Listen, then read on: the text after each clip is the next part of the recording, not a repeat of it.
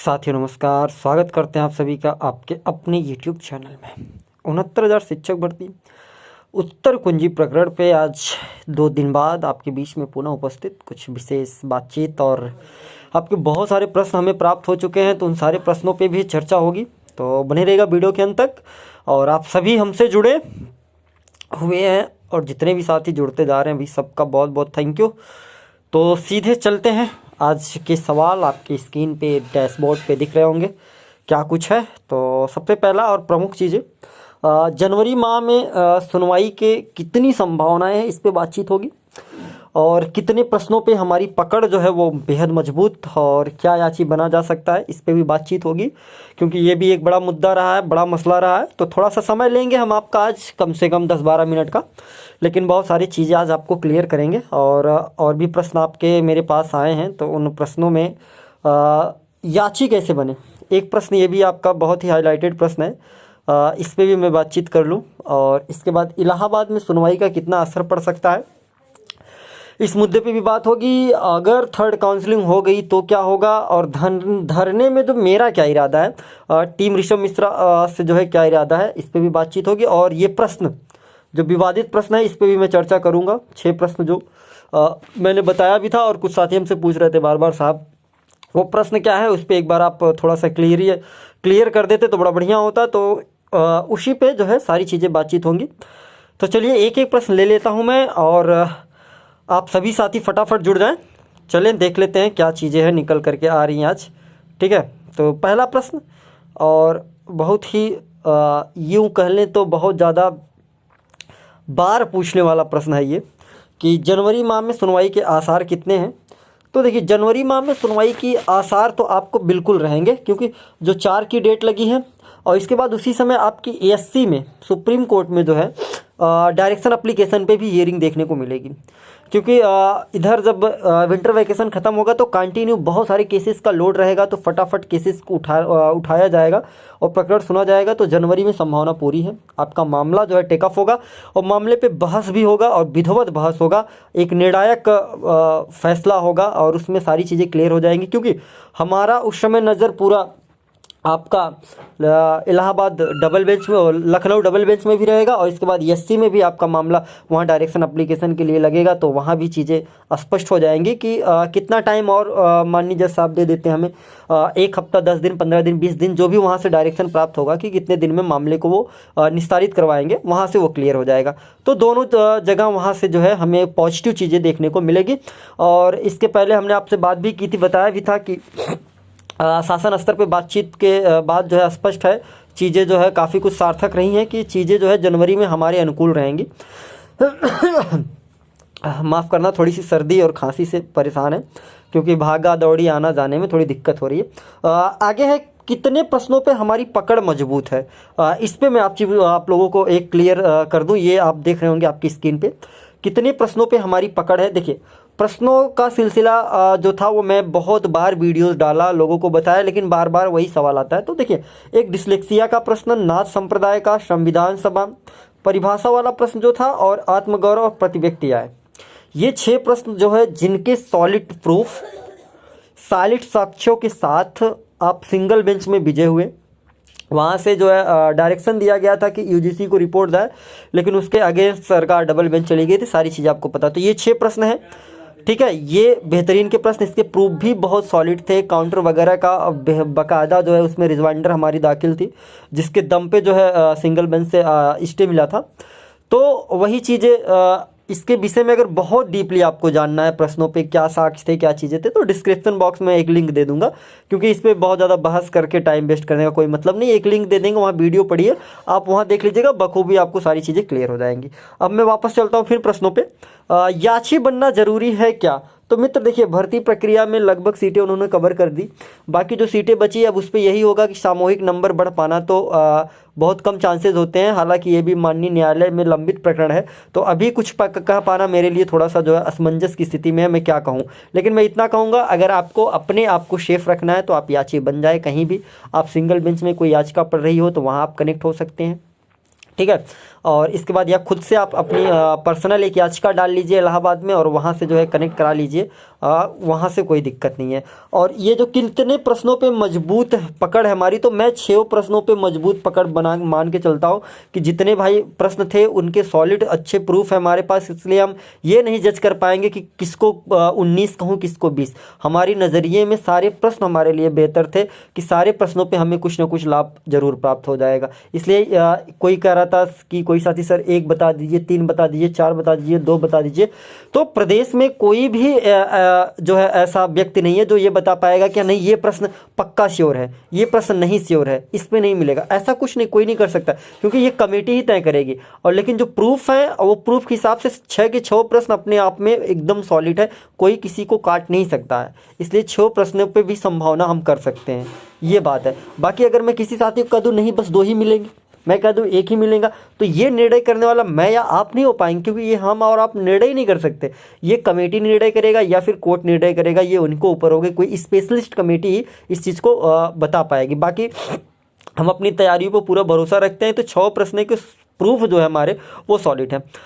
आगे मैं चलूँगा। याची वाली बात तो हमने बता दी आपको। अब मैं कुछ प्रश्नों को और ले लूँ जो आपके द्वारा हमें प्राप्त हुए हैं।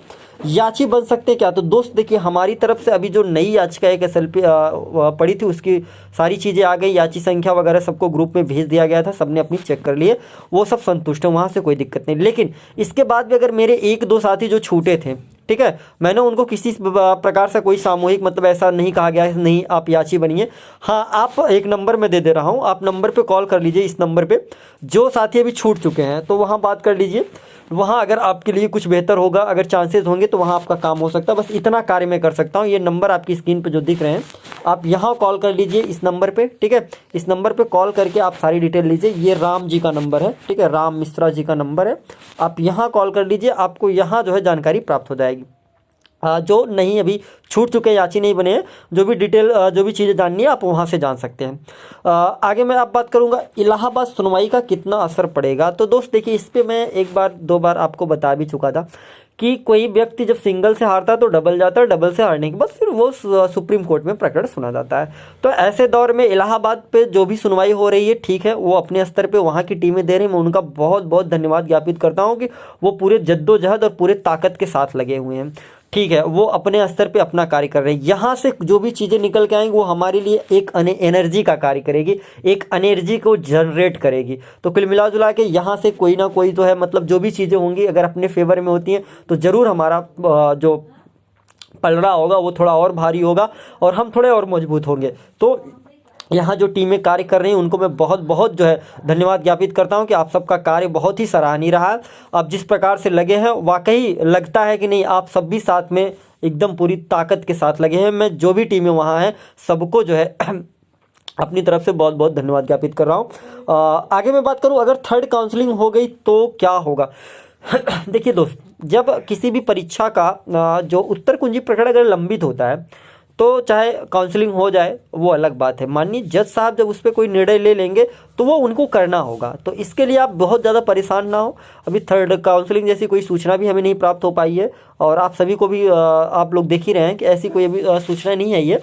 खैर, अगर ऐसा होता भी है तो आप न्यायालय के शरण में, माननीय न्यायालय तय करेगा कि आपके साथ क्या होना है, ठीक है। इसके लिए आप बिल्कुल भी परेशान ना हो कि थर्ड काउंसलिंग हो जाएगी तो क्या होगा।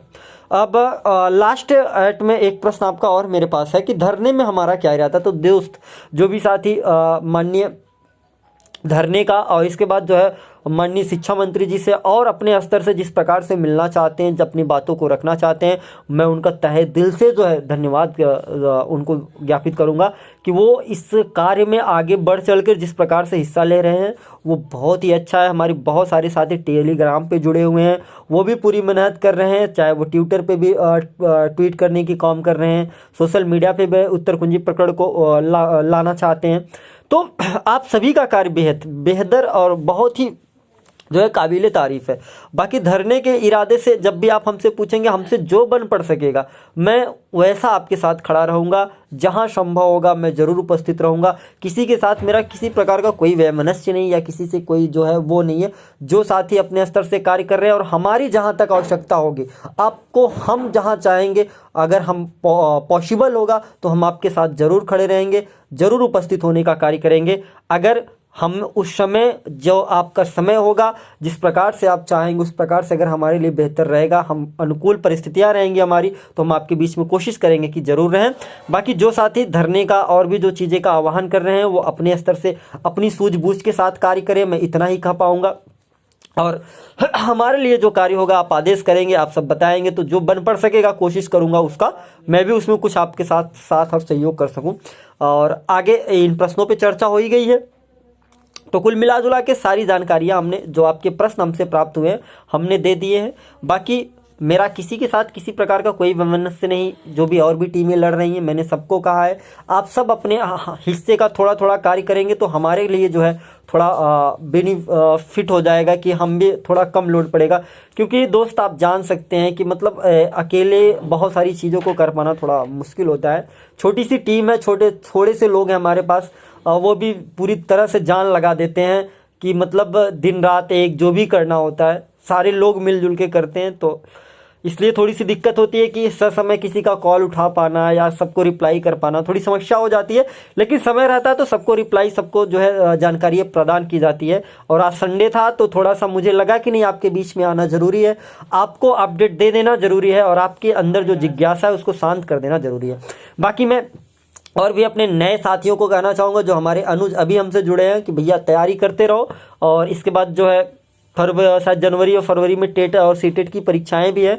तो आप सभी से मैं इतना कहना चाहूँगा, आप अपनी पढ़ाई को भी कंटिन्यू जारी रखेंगे, क्योंकि विंटर वैकेशन में ये जो भी 5, 7, 10 दिन और बचे तो छुट्टी में ही निकल जाएंगे। जो भी होगा 4 जनवरी के बाद ही चीज़ें जो है उत्तर कुंजी प्रकरण पे होंगी। तब तक आप इन समयों को आप अपने यूज़ में लगाएं, आपके बेहतर भविष्य के लिए कुछ बेहतर कार्य करने की कोशिश करें अपने परिवार के साथ।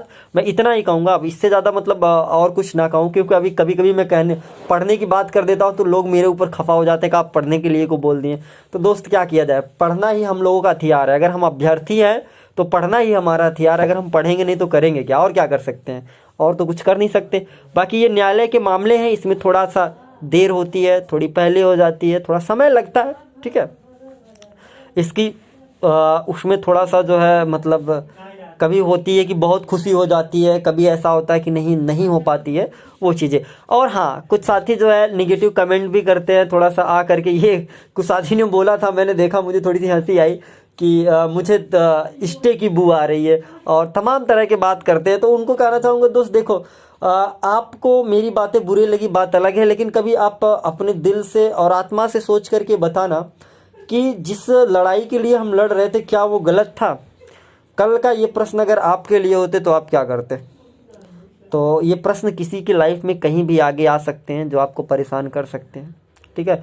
इसका मतलब ये नहीं है कि किसी को भला बुरा कह देना या किसी को कुछ कह देना। और हमारा ये अब तक जितना भी सफ़र रहा है, मैंने यही किया कि मैंने किसी का कभी कोई विरोध नहीं किया, मैंने किसी को कुछ नहीं कहा। बाकी मैं अपने साथियों को कहना चाहूँगा, बिल्कुल भी डीमोटिवेट मत होना, अपने आप को बना करके रखना, मेंटेन रखना, ठीक है। एक भर्ती परीक्षा तुम्हारे भविष्य को नहीं तय करेगी, ठीक है। आप में वो क्वालिटी, वो जुनून है, अगर आज भी उत्तर कुंजी प्रकरण पे कायदे से हो जाए निर्णय तो समझ में आ जाएगा कि आप कितने बेहतर हैं। आप सिर्फ एक परीक्षा से, आपके 1 या 2 नंबर 3 नंबर कम होने से आप जो पीछे हैं, अगर वही 1-2 नंबर जोड़ते तो आप पता नहीं कितने को पीछे छोड़ देते हैं। जो लिस्ट जारी हुई ना, उस लिस्ट में पता नहीं कितने को बाहर कर देते आप। तो आप में वो क्वालिटी, वो काबिलियत है मेरे भाई। इसलिए प्लीज़ डीमोटिवेट नहीं होना है, अपने आप को पूरी तरह से एकदम बढ़िया मेंटेन करके रखना है। ये चीज़ें लाइफ में होती रहती है, आती रहती हैं, जाती रहती हैं, ठीक है। कोई नहीं, हम सब फेस कर जाएंगे। तुम्हारे साथ मैं हमेशा था, हमेशा हूँ, और कोशिश करूँगा कि मैं प्रदेश के हर साथी के किसी भी कार्य में अगर साथ आ जाऊँ, काम आ जाऊँ, तो मैं ज़रूर उपस्थित रहूँगा। इतना तो मैं कर ही सकता हूँ, क्योंकि आप सभी ने इतना किया है हमारे साथ, और इस प्रकरण को यहाँ तक लेकर के आया है कंधे से कंधा मिला करके, तो इतना कार्य तो आपके लिए कर ही जाऊँगा। तो दोस्त, इतनी ही बातें करूंगा। लगभग 15 मिनट हमने आपके आज बर्बाद कर दिए, उसके लिए मैं हाथ जोड़ करके क्षमा प्रार्थी हूँ कि आपके 15 मिनट नुकसान किए। मैं मिलूँगा किसी विशेष चर्चा या कोई भी अपडेट होगा, समय मिलेगा तो आपके बीच में ज़रूर उपस्थित रहूँगा। तब तक के लिए मेरे सभी प्यारे दोस्तों, भाई और बहनों को बहुत बहुत धन्यवाद। मिलेंगे, तब तक के लिए जय हिंद साथियों।